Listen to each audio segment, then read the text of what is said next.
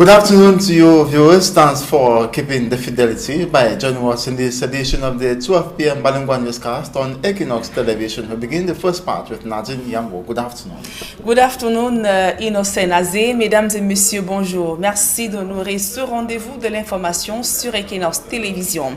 L'escalade de violences meurtrières dans les régions anglophones et la montée en puissance des tensions sociales dans le reste du pays sont la conséquence d'une malgouvernance exacerbée aux yeux du cardinal émérite Christian Toumi. Durant son homélie dimanche dernier, il a fustigé l'intérêt égoïste de certains dirigeants camerounais impliqués dans l'enlisement de la crise anglophone qui secoue les régions du nord-ouest et du sud-ouest Cameroun. D'autres précisions dans ce reportage de Gladys Didi. Le cardinal Christian Toumi n'a pas fini de parler de la crise anglophone. Les tensions sociales enregistrées ces dernières années au Cameroun sont une préoccupation pour l'homme de Dieu qui ne manque pas à chaque prise de parole d'appeler à la conscience des uns et des autres. Il a de nouveau interpellé les dirigeants en particulier et tous les Camerounais en général sur la responsabilité des uns et des autres face à la situation du Cameroun qu'il a qualifiée de dramatique. Pour surmonter la situation dramatique que traverse notre pays, il faut nécessairement que nous entrions dans la logique du dialogue, du partage. Que nous, les Camerounais, nous partagions nos richesses avec les autres citoyens. Comment pouvons-nous justifier le fait que une minorité mange bien et vive bien comme s'ils étaient à New York, vivent bien ici au Cameroun, et les autres, faut voir leur table. Dialogue et partage sont les mots-clés pour sortir de la crise, selon le cardinal Christian Toumi, qui appelle une fois de plus à l'ouverture d'un dialogue franc et sincère devant conduire au retour à la paix dans les régions anglophones. Il marque un point d'honneur sur le souci de l'intérêt général qui doit animer tous les dirigeants dans la gestion du pays qui, selon lui, est devenu la chasse gardée de certains. Tous nous sommes Camerounais et l'héritage de ces pays appartient à tous. Il n'est donc pas juste, il n'est pas normal que certains prennent en otage, confisquent ou privatisent les richesses du pays, uniquement pour eux-mêmes, pour leur famille, pour leur parenté. Non, la richesse de tout pays au monde appartient à tous ses citoyens. À la tête d'un projet de dialogue depuis près de 2 ans, censé réunir les compatriotes des régions du nord-ouest et du sud-ouest ainsi que le gouvernement camerounais, le cardinal Christian Toumi n'a toujours pas eu l'aval du pouvoir de Yaoundé. Et la situation socio-politique qui prévaut au Cameroun préoccupe également les anciens élèves du lycée classique de Foumban dans la région de l'Ouest Cameroun, réunis en fin de semaine dernière sur le site de la conférence de Foumban. Ils ont évoqué quelques pistes de solutions pour mettre un terme aux tensions sociales. D'autres précisions avec Kedia Haïma Massoufone. C'est dans la salle mythique de la conférence de Foumban que les anciens élèves du lycée de Foumban, devenus adultes, se sont retrouvés le temps d'une journée pour discuter de l'avenir de leur pays et par ricochet du lycée dans lequel ils ont fait leur classe. Pour ces derniers, s'il est évident que c'est ici que la mayonnaise de la réunification a pris, il n'en reste pas moins vrai que cette réunification-là était porteuse des germes de ce qui est aujourd'hui connu sous le nom de crise anglophone. Il convient donc dorénavant de revenir sur le site de la réunification pour tenter d'apporter des solutions au malaise qui gagne le pays tout entier. En cette période où le Cameroun vit l'une des périodes les plus dangereuses de son histoire, je souhaiterais que les gens fassent vraiment baissent leurs épaules et pensent plutôt à la réunification de ce pays-ci qui s'est perpétué dans cette enceinte-ci. Pour ce faire, si la solution est d'abord politique, elle est aussi éducative, avec la mise en commun de nouvelles idées destinées à réveiller la flamme de l'unité nationale en chacun des fils et filles du Cameroun. C'est pour ça que notre mission première dans cette association, c'est de promouvoir l'éducation, de trouver de nouvelles approches pour que nos petits frères, nos jeunes, soient sensibilisés à la paix, soient sensibilisés à l'unité, soient sensibilisés au vivre ensemble et soient sensibilisés à toute résolution des conflits qui peuvent opposer des frères et sœurs entre eux. Pour ce faire, le lycée qui avait déjà accueilli l'an passé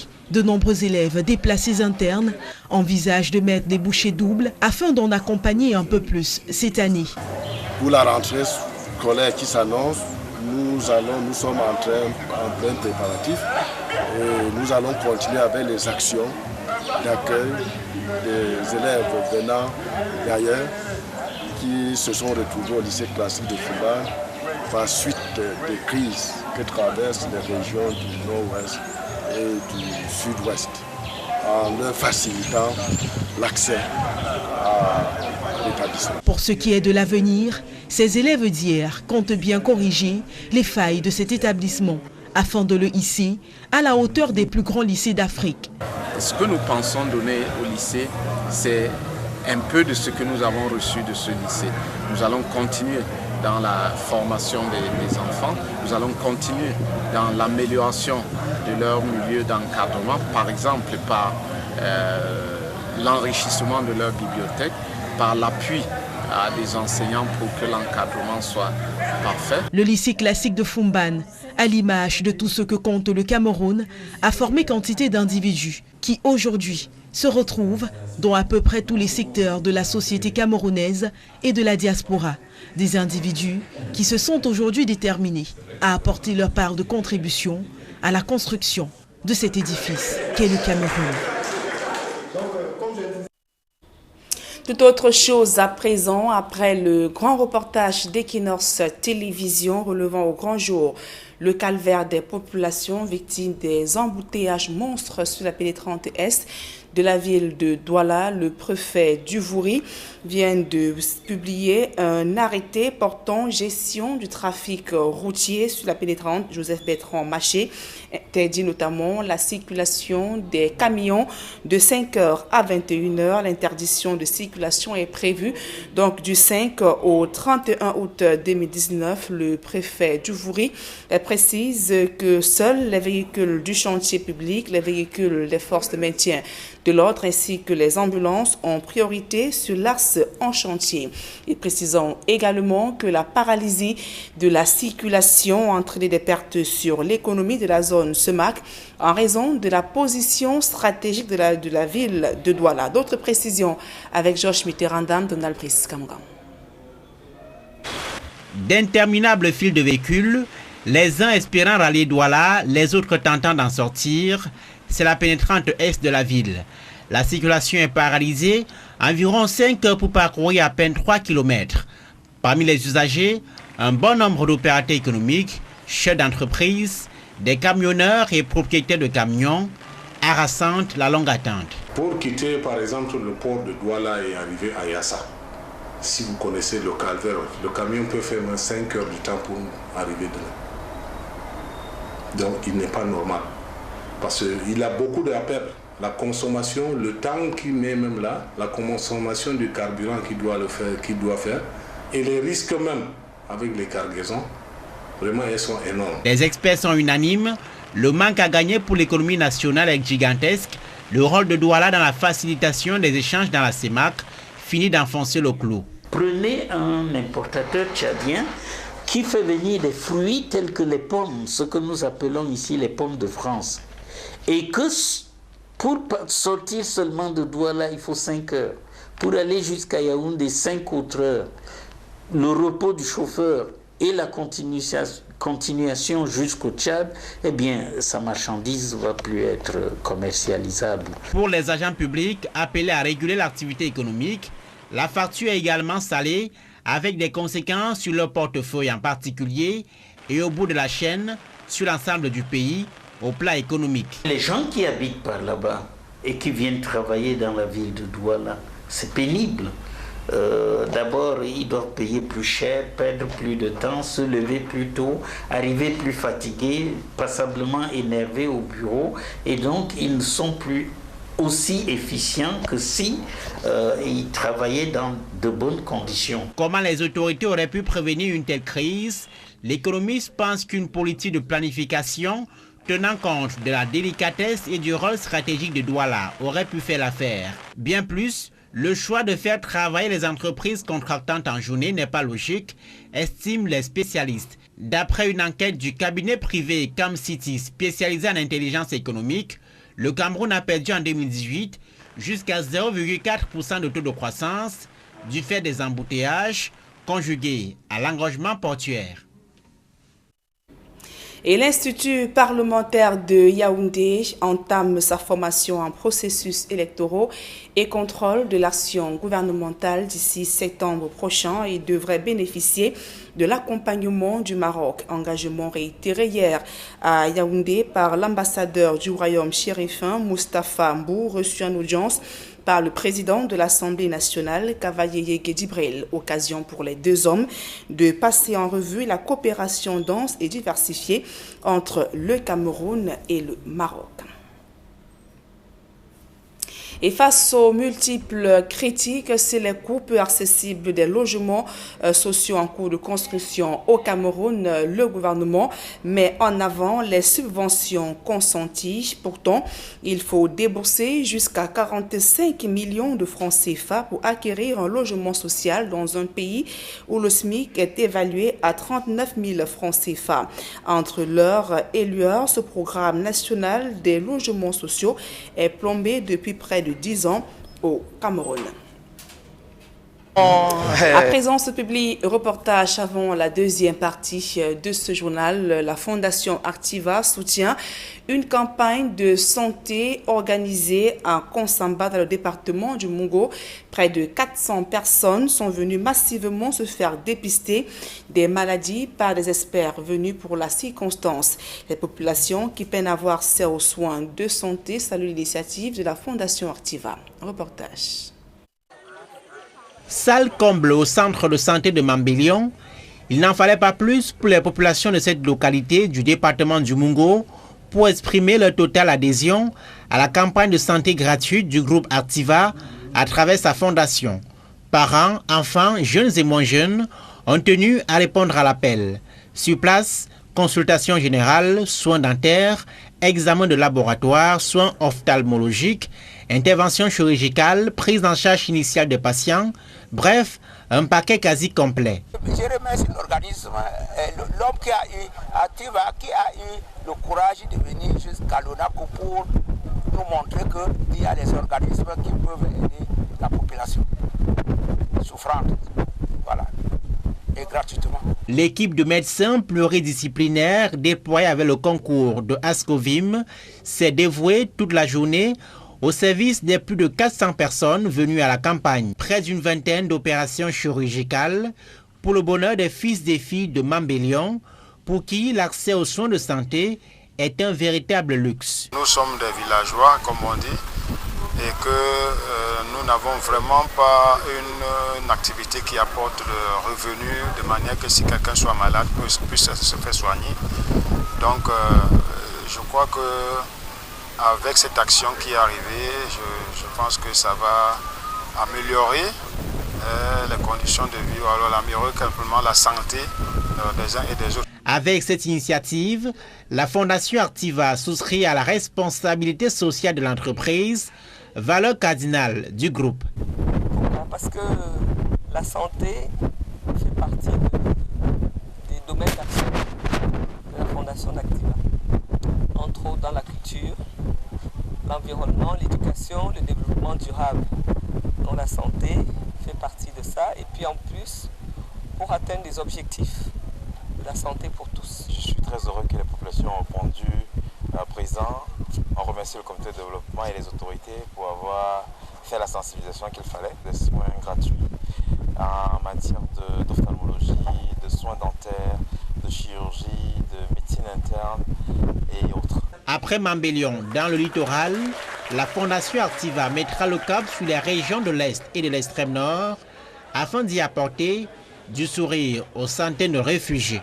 La convention de partenariat signée ici avec Arscovim permettra de renforcer l'œuvre sociale de la Fondation, déjà présente à travers le continent africain.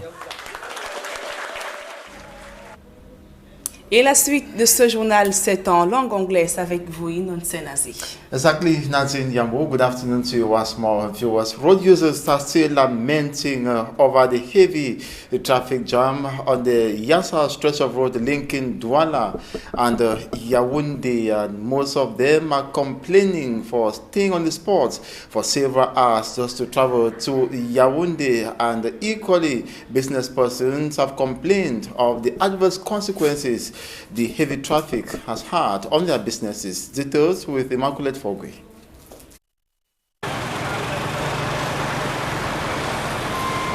The line is long and almost endless. All types of vehicles trapped in dense traffic jam on the east entrance into Cameroon's economic capital, Douala. They are queued up like this on the Bonadé Stradex Yessa stretch of road on the Douala-Yaoundé highway from dawn to dusk. C'est vraiment un calvaire. The situation is further complicated by the ongoing rehabilitation works on this part of the east entrance and exit from the town of Douala and the Nyala Chateau stretch of road. With circulation completely interrupted from Dokoti through Nyala to Yessa, all vehicles heading to the center, east, south, the three northern regions and other Central African countries are compelled to use the road linking the Nelson Mandela runabout and Yessa, thus the dense traffic. On peut faire au moins 3 heures de temps pour arriver à une distance de 3 km ici à Bonadis. Travelers spend several hours between Bonadis and Tradex Yessa. Du Carrefour de B. I left Carrefour B at 5:30 p.m. and got here at 1:45 a.m. J'arrive ici à 1h45 le matin. C'est terrible. The severe traffic jam has provoked a slump in business along this part of the National Highway number 3. Every day, that is as the ambulance started, when they block the other side of the road to walk the bridge. So we cannot walk freely because the vehicle cannot park here so that customer can come and buy. Nobody is trespassing when the rains also are falling. No, there's too much mud. Nobody can cross the roadside or nobody can also cross this way. Things are very slow because customers are not coming. We cannot stay a day off to a amount of money that can really feed the family. My boss cannot go to the market to go and buy because the ambutija will block him on the way. He cannot come back very fast so that we can walk. So things are just blocked like that. We are no longer really walking that way. Les embouteillages, ça va augmenter le transport. There are fears that, everything being equal, transport fare will likely increase, especially when the next school year takes off September 2nd. And the Senior Divisional Officer for Wari Division, Littoral Region, has issued a communique banning heavy-duty trucks of various categories from using the east entrance into the town of Douala daily as from August the 5th to the 31st. That will be as from 5 a.m. to 9 p.m. Only official escorts, public works vehicles of forces of law and order, and equally ambulances have the priority to use the east entry into the town of Douala. The sanctions await violators of the order. The government's delegates to the Douala City Council, divisional officers for Douala 2 and 3, and equally heads of gendarmerie and the police districts are charged with the implementation of this order of the senior divisional officer. And equally, the Minister of Public Works is in the town of Douala to inspect rehabilitation works that are ongoing on the Yassa stretch of roads, hampering circulation of vehicles and equally having adverse consequences on those who are traveling from Douala to Yaoundé as well as business persons. And now, Housing and Urban Development Minister and other actors in the chain have failed to comment on a series of conflicts that retarded the construction of low-cost houses in Banga Bakoko here in Douala. Speaking to the press during a ceremony to hand over keys to occupants, the actors in the chain rather praised efforts made by the head of state Paul Biya to facilitate the completion of the project. 51 occupants received their keys under the minister's threats to throw anybody out to acquire a house without authorization. Details in the following report. While state officials took the address floor during the ceremony to hand over keys of low-cost houses constructed to first occupants at Banga Bakoko in Douala, Littoral region, the press was keen on the conflict surrounding the realization of the project. But none of the chain actors made a statement on the subject matter. All of the speakers rather applauded the head of state's subvention and efforts in facilitating the realization of the project. Very proud to be in Douala today and hand over the keys to many Cameroonians who pay for more than, let's say, 9 years and were waiting to get their key and get in their houses that the head of state promised to them. What the president promised to them happened very quick. Sources hint the low-cost houses cost 45,000 million francs CFA for wealthier persons and a minimum of 17 million francs CFA for an apartment with 3 rooms and a parlor is to be paid by occupants like this man. Pour moi personnellement, je ne pense pas que ce soit un logement, que ce soit social. 17 million francs, he shouts, is a heavy load on a Cameroonian. Pour un Camerounais, s'il n'est pas un vrai Camerounais, un battant et tout, même un simple fonctionnaire ne peut pas. In Banga Bakoko, 51 persons who paid for the low-cost houses are warned by the Minister of Housing and Urban Development. I will take these opportunities to say to those who are entering these premises without any authorization that I will not accept anymore any squatter. Every month, we will do our best to make sure that people who pay, as you have understood, more than 650 people pay for these houses. So every month, we will try to make sure that people get their keys and they get in their houses. In all, 200 low-cost houses in Cameroon have been finished and delivered to the government, and 1,835 are yet to be accomplished. 35 billion francs CFA is the sum that has been invested. In Douala, unlike Yaoundé, the projects to construct low-cost houses launched in 2010 will be realized according to the optimistic minister. C'est pas rien, c'est un début. Il était important de montrer que ces logements sont là. When accomplished, she says, will serve Cameroonians in need of where to stay. Chercher un logement décent. The press is still keen on circumstances that led to late realization of the 10,000 low-cost houses planned to be constructed in Douala and Yaoundé amid public criticisms. And on to something else, Christian Cardinal Tomi has said dialogue and equal sharing remain the only way out of the Anglophone crisis. He was speaking in Bedzi Douala during the 10th anniversary of the St. John's Parish. Details for me, Armstrong Sander. Christian Cardinal Tomi, Archbishop Emeritus of Douala, will not stop decrying the Anglophone crisis until a genuine and lasting solution is gotten, as he has done everywhere possible. The man of God, during an occasion to celebrate the 10th anniversary of the St. John's Parish, Bedzi in Douala, challenged Cameroonians on their respective roles in the worsening Anglophone crisis. Christian Cardinal Tomi questioned the unequal sharing of the Cameroonian cake, saying dialogue and equal opportunities remain the only way out of the increasing bloodbath in Cameroon. The man of God insisted that the Cameroonian heritage belongs to all and should not be hijacked by a few. To him, resources of every nation has always been to the benefit of every citizen irrespective of their socio-political, socio-economic or socio-cultural standing, and Cameroon should not be an exception. Christian Cardinal Tumi is the leader of the Anglophone General Conference Initiative, which for over 3 years has not been organized for reasons unknown to non-members. The AGC, as it is called, has been widely supported in and out of Cameroon as a way out of the worsening Anglophone crisis. And with the Anglophone crisis rocking in the northwest and southwest regions of Cameroon, students of the Fumban Bilingual High School have met in Fumban to talk positive solutions out of the socio-political impasse. According to the students and the staff, it will be of good interest for Cameroonians to organize another conference in Fumban in order to chart ways out of the Anglophone crisis. Details with Hemini Luga.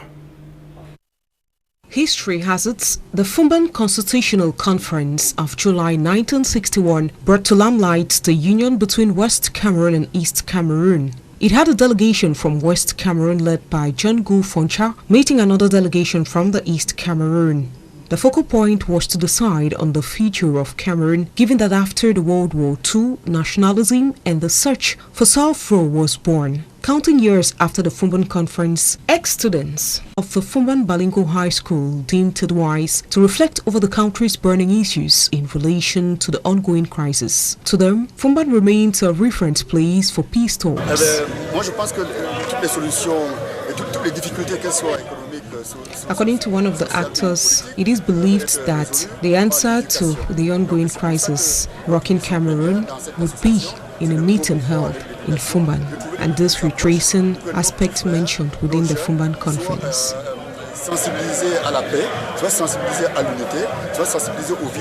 Aligned to this, the Fumban community has this far welcomed countless number of internally displaced persons from the northwest and southwest regions who have little or no assurance of returning to their homes unless peace returns. And with the crisis impacting the country's economy and stability, ex-students call on the government to give it a try in retracing history, notably talks surrounding the Fumban Conference, which might bring positive answers to Cameroonians.